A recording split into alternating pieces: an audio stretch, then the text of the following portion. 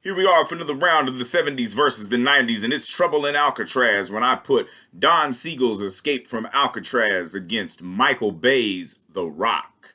And man, this one was another hard decision because both of these movies are great in their own right. So let's just dive on in to the nit and the picky. First up, we have Don Siegel's Escape from Alcatraz, which was the last film that he did with Clint Eastwood. And of course, Don Siegel being one of the two directors that really made the image of what we know as Clint Eastwood and stuff. And in a weird way, with Escape from Alcatraz, they try to shed that image. They try to make Clint Eastwood a lot more serious and sensitive than he actually is. You know, of course, you still get a few of those like notable like Clint or trademark Clint Eastwood lines, the real quippy one-liners and stuff.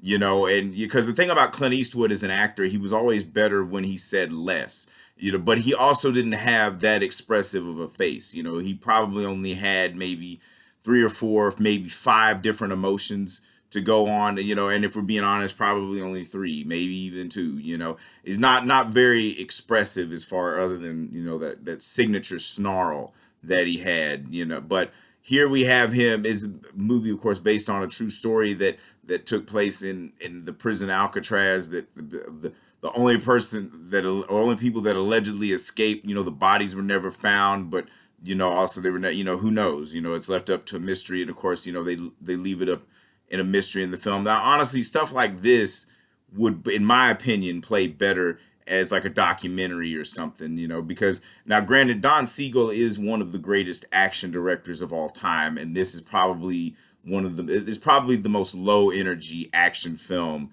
that he ever made. And, cause he also made the John Wayne's last action western, and that had way more energy, and that was about a man dying of cancer. Here we have a prison escape that's probably even more nap-inducing than Papillon. But the thing about Don Siegel is he's such a talented filmmaker that he can really build up the suspense, and there are a lot of great sequences. The thing about it is, though, that you're not going to see, this isn't like Shawshank Redemption. You're not going to really see Clint Eastwood get put in positions that he doesn't really want to be put in. You're not about to see him get punked in the shower or anything like that. He's just going to whoop ass, because, in a Clint Eastwood film, Clint Eastwood has to win. Every once in a while he didn't win, but by this time in his career, he wasn't doing anything to kind of strip away the image, but he also wanted to kind of do different things. He was experimental up to a point.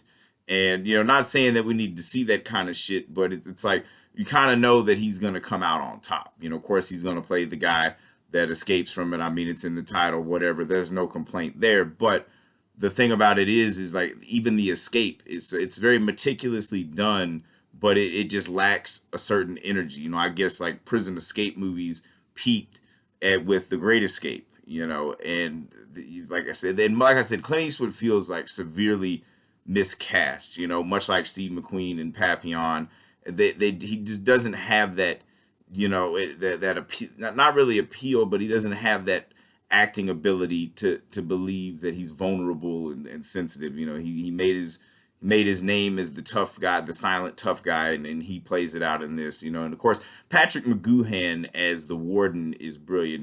It's a little funny, that the guy that played the prisoner in that show is now the warden. And he is, the warden part is very, fucked up. And he definitely, like, because he takes away that one dude's painting privileges because he paints that portrait of him. I thought it was pretty spot on, but he's definitely got, something wrong with him, and he abuses these prisoners in a way that, really brings down the morale and stuff. And it's kind of like when the man that they took the painting privileges away cuts his fingers off and stuff. That's kind of the last straw for Eastwood's character, and he decides to tunnel out, and him and Fred Ward and another guy end up doing it, and so, but like I said, the movie itself it's well done, but it's so slow paced. Like I said, wow, how is a movie about a prison escape so low energy?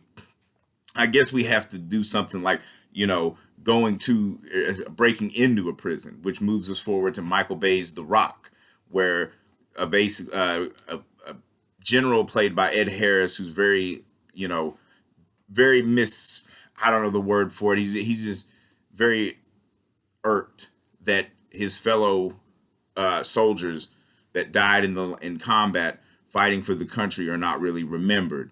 And so he decides to get a group of his men together to steal some rockets with this really fucked up chemical in them, and GX7 or some shit. So I forget the exact name of it, but they take this and they basically occupy Alcatraz, holding a bunch of hostages that are tourists that are visiting the prison that's now a tourist attraction. And so then they get Nicolas Cage, who's like a chemical or a chemical expert and everything, or super freak, I think, as he calls himself, also a beetle maniac and all that stuff. But he's definitely a guy that's never really set foot in the field, but he's the only one that knows how to disable that gas and shit. And then they get Sean Connery, who's a British agent that they've been hiding away. He was in Alcatraz at one point, and he is the only person that escaped from Alcatraz, so he knows it. But he's also been, locked away for 30 years, and they pull him out to do that shit. And it immediately becomes a shit show because, of course, there's all kinds of stuff going on. But the film itself, one thing that Michael Bay was really good at was making vibrant action movies. They may not make a lick of sense, but at the end of the day, I don't go to an action movie to see real life. That was, like I said, one of my biggest complaints with Escape from Alcatraz is that, it feels like a documentary, and I'm all for cinema verite. We all love the art house stuff. But at the end of the day, sometimes we just want to watch a movie, and The Rock definitely delivers on a lot of action. The opening sequence where they steal that gas is very thrilling, and it's very emotional too. There's a lot of stuff high at stake, and Nicolas Cage's acting may seem a little over the top, and of course, Sean Connery is brilliant. This is one of his better movies, and especially in his later years. Your best. Losers always whine about their best. Winners go home and fuck the prom queen. That kind of shit is just brilliant, and of course, Sean Connery and Nicolas Cage have a really good chemistry, and their banter is hilarious, and like I said, the action is invigorating too. Like that chase sequence when Sean Connery steals that Humvee and Nicolas Cage is chasing them. I forget what the hell kind of car that was, but that they really tear up the streets of San Francisco, and even like the little scuba scene getting into Alcatraz. Welcome to the Rock.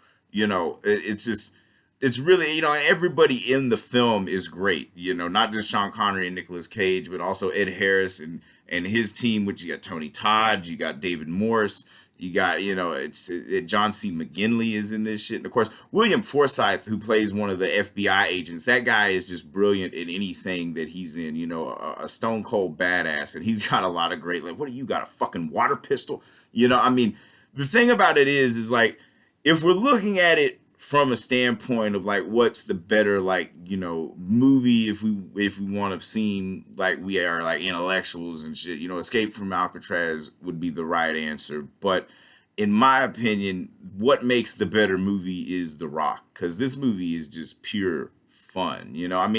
I've never really understood the obsession with the prison genre of movies. It's kind of fucking depressing, the kind of shit that these men got to go through. Granted, maybe they did some fucked up shit, some crimes. I don't really want to see them suffer through it on the big screen unless they're really getting one over on them. Unless somebody's like wrongfully accused, like the Shawshank Redemption or something. But, and like that's how you do a prison escape movie, So I guess they didn't peak with The Great Escape. I guess it's really just The Great Escape and Shawshank Redemption are the only good prison escape movies that actually, you actually want to watch over and over again. Fun shit, And The Rock is definitely one that you want to watch over and over. Now, the thing about it is Don Siegel may be a better director than Michael Bay, but in a way, Michael Bay was kind of the Don Siegel of the 90s, and that's stretching it a little bit. But the thing about it is, like, the only person that was making better action movies than Michael Bay in the 90s was Tony Scott. And The Rock is like, and they both worked within that Simpson Bruckheimer production, which The Rock is the last film that Don Simpson produced before he died. And of course, the film is dedicated to him in loving memory. And I can't think of a better movie to have dedicated. I mean, The Rock is definitely better than Armageddon, so maybe he dodged a bullet on that one. But The Rock in and of itself, I would say probably wins this round. And for anybody keeping score, that's 50-43. 70s are only up by 7 now. But, like I said, the 90s can surprise you with some of this shit, man. Like I said, stuff like The Rock, man. The 90s were really good at doing just balls to the wall action blockbusters. And the thing about Michael Bay, you know, is the way he always gets that shit. He's always got a fuck ton of explosions in his film. Yes, he does.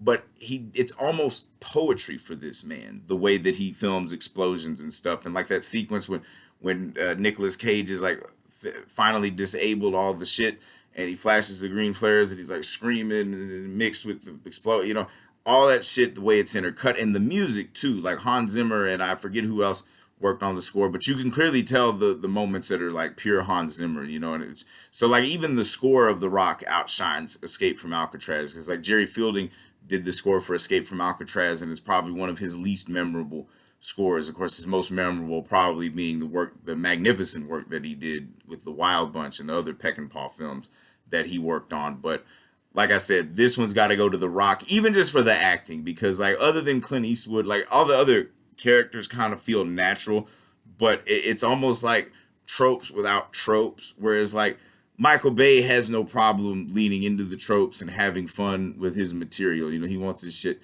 to look good. You know, even Michael Biehn is great. He's like the stereotypical like soldier guy, you know, and like all these other, you know, just the elements and the layers of everything that they have in The Rock. It's just a great fucking entertainment, and it's why it wins this round. 50-43, 70s up by 7, but the 90s keep coming back with a 1-2 punch here and there.